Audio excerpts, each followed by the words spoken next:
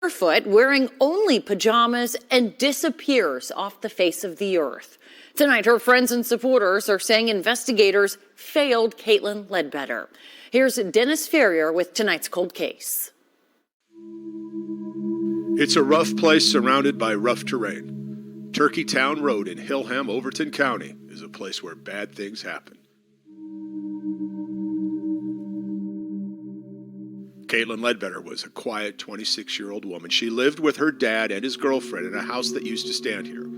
She worked and stayed out of trouble until a cool May morning in 2021. On that morning, her father, Scotty Ledbetter, told police that after getting in an argument with his girlfriend, Kaitlyn jumped out of her bedroom window and ran off into the deep woods. She was wearing like a crop type t-shirt, pajama shorts, no shoes. She had no cell phone. She didn't have a vehicle or a car. And he said when he saw her last, she was headed out into the woods. Terry Loftus knew Kaitlyn very well because Kaitlyn was the longtime girlfriend of her son, Dustin. It's been 18 long months, and every day feels like another nail in Kaitlyn's coffin. She's missed her birthdays, family's birthdays, special occasions.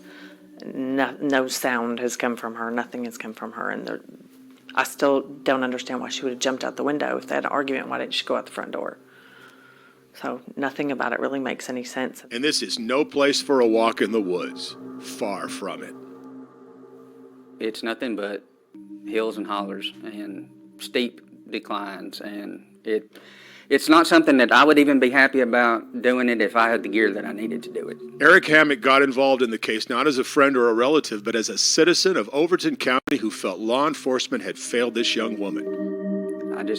I feel like in this area, if you're not a certain type of person, then you don't get the same response from law enforcement as other people do. Like, you don't get the same treatment as the guy in the nice neighborhood driving the Mercedes gets.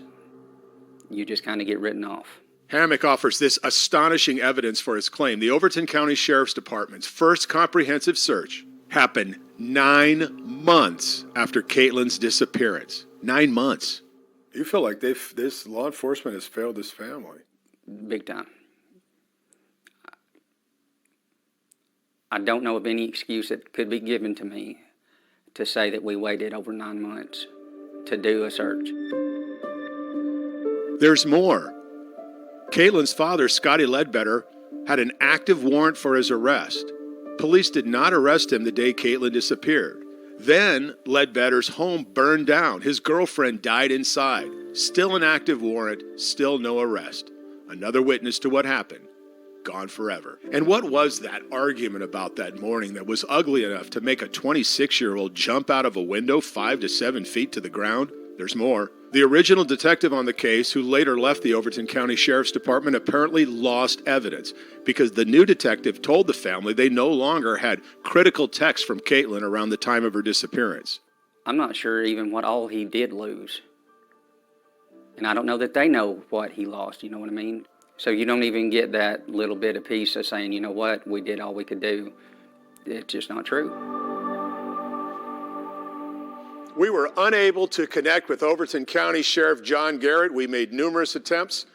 I'm Dennis Ferrier, Fox 17 News, your Code Red station.